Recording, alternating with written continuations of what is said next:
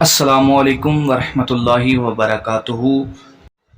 ناظرین، آج کی ویڈیو کی طرف جانے سے پہلے اگر آپ نے ہمارا چینل سبسکرائب نہیں کیا تو یاد سے سبسکرائب کر دیں تاکہ ہماری آنے والی ہر ویڈیو آپ تک پہنچتی رہے۔ بیل آئیکن کو دبانا نہ بھولیے گا۔ چلتے ہیں اپنی ویڈیو کی طرف۔ تو آج میں آپ کو سورۃ الکوثر کا ایک ایسا قرآنی وظیفہ بتانے جا رہا ہوں جس سے آپ کی زندگی تقدیر مقدر بدل سکتا ہے، کیونکہ قرآن کو پڑھنے سے اللہ پاک تقدیر مقدر حالات بدل دیتا ہے۔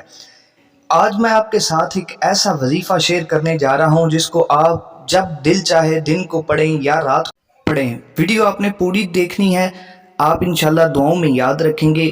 چلتے ہیں وظیفہ کی طرف۔ وظیفے کے کرنے کا طریقہ یہ ہے کہ آپ نے جب بھی یہ وظیفہ شروع کرنا ہے اس کے لیے آپ کا باوضو ہونا ضروری ہے۔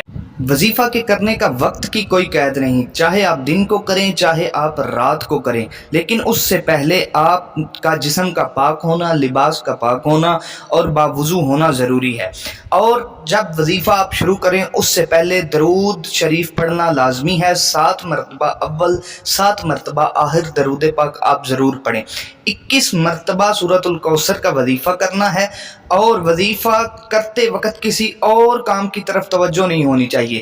جس مقصد کے لیے، جس کام کے لیے آپ یہ وظیفہ کر رہے ہیں، خواہ وہ شادی کے لیے ہے، خواہ وہ رزق کے لیے ہے، خواہ وہ نوکری کے لیے ہے یا کوئی اور زندگی کی مشکل کے لیے ہے، جس مقصد کے لیے بھی آپ یہ وظیفہ کر رہے ہیں اس مقصد کی طرف آپ کی توجہ ہونا ضروری ہے، اور بالکل پرسکون ہو کے وظیفہ کرنا ہے۔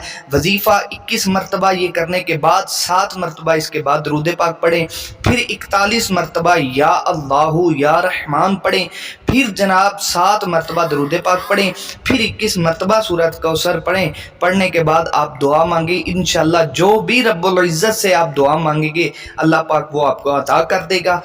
صرف 3 دن یہ وظیفہ کر کے دیکھیں، آزما کے دیکھیں، انشاءاللہ جس مقصد کے لیے بھی آپ یہ وظیفہ کریں گے رب العزت اپنے حبیب کا صدقہ آپ کو ضرور عطا فرمائے گا۔ اور کوشش کریں کہ اس وظیفے کو اپنا معمول بنا لیں۔ ہر روز کسی بھی وقت جب بھی آپ فری ہوں یا آپ ایک ٹائم ایک وقت فکس کر لیں، مقرر کر لیں، اس وقت آپ ہر روز یہ وظیفہ کیا کریں۔ انشاءاللہ تعالی بفضل خدا اللہ کریم آپ کی مشکلات آسان فرما دے گا، آپ کے رزق میں برکت ڈال دے گا، آپ کے گھر میں اپنی رحمتوں کا نزول فرمائے گا۔